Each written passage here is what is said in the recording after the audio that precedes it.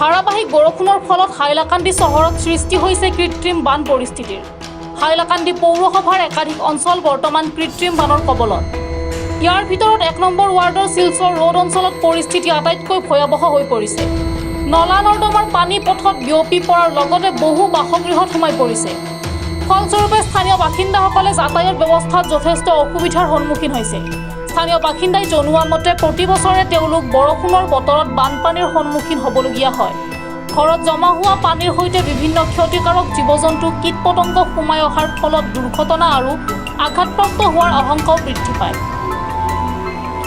এই পৰিস্থিতিত অঞ্চলটোৰ বাসিন্দাসকলে হাইলাকান্দি পৌৰসভাৰ পৌৰপতি মানৱ চক্ৰৱৰ্তী আৰু বিধায়ক মিলন দাসক বিষয়টো সন্দৰ্ভত অৱগত কৰে।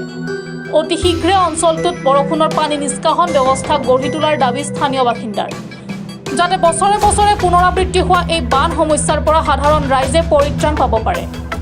হাইলাকান্দির কি বলে এটাকে হাইলাকান্দি উন্নয়নের জোয়ার বলতে পারেন। বিগত 20 বছর ধরে যেটা উন্নয়নের জোয়ার বলা হচ্ছে সেটাই উন্নয়নের জোয়ার।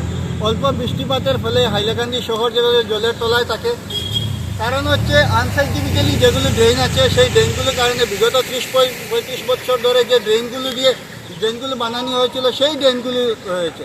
আজকের দিনে যে সাইন্টিফিক্যালি যেগুলো ড্রেনের প্রয়োজন ছিল, আধুনিক পদ্ধতিতে ড্রেন যেগুলো বানানোর প্রয়োজন ছিল সেগুলো বানানো হয়নি। তার ফল আজ মানুষেরা ভুগতেছে।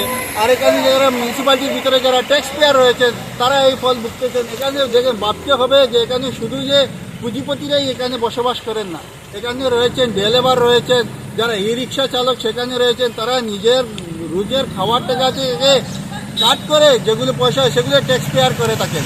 এখানে অত্যন্ত যেগুলো অনেক অসুবিধা রয়েছে, যার জন্য আমি পৌরপতি এবং ডিস্ট্রিক্ট অ্যাডমিনিস্ট্রেশনের দৃষ্টি আকর্ষণ করছি যে অতি কম সময়ের মধ্যে যদি এগুলি জল নিষ্কাশনের বা যে পার্মানেন্ট সলিউশন দিতে হবে, না হলে এই জায়গায় আরও বিসঙ্গতি হবে হাইলাকান্দি শহরে। আর এখানে যে বুঝতে পারছি যে এখানে আপনারা দেখতে পাচ্ছেন যে শুধু এই যে ওয়ার্ড নম্বর 1 বা ট্রান্সপোর্ট স্ট্যান্ড রয়েছে, আপনার সেই কী বলেন আরপি রোড জলের তলায় রয়েছে, সিরাজপট্টি জলের তলায় রয়েছে, স্টেশন রোড জলের তলায় রয়েছে, আপনার মাটিগিরি পয়েন্ট জলের তলায়, NS রোড জলের তলায়। কেন?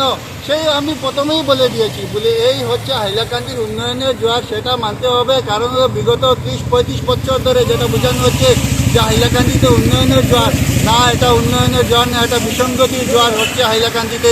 কি বলবেন প্রশাসনের তরফ কি বলবেন? প্রশাসনের তরফ থেকে আমরা দেখুন বিগত 15-20 দিন আগে আমরা ডিস্ট্রিক্ট অ্যাডমিনিস্ট্রেশন এবং পৌরসভায় আমরা একটি মেমোরেন্ডাম দিয়েছিলাম, যে প্রথমেই বলেছিলাম যদি বৃষ্টিপাত হয় তাহলে হাইলাকান্দির এইসব এরিয়াগুলো জলের তলায় থাকবে, শহর জলের তলায় থাকবে।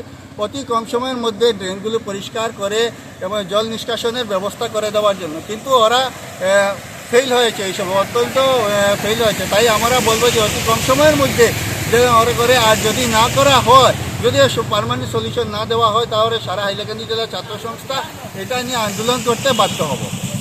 এই সমস্যা তো প্রত্যেক বছর বিশেষ করে দেখা গেছে কিন্তু আমরা এদিকে সকালে টিচাররা যাওয়া বেজান প্রবলেম, ছাত্র সবার প্রবলেম। আমি নিজেও তো অর্জুন তো স্কুল চিন্তা আপনি তো গেছেন নিজে, এই যে সাইডে যাওয়ার সময় ও রাস্তার যে লাস্ট ও দিকটা ক্লিয়ার না, কারণ একদিকে ড্রেনও জায়গা ছোটো জায়গা, এই পুরো টাউনের জলটা বার হয়ে যাওয়া বহুত মুশকিল।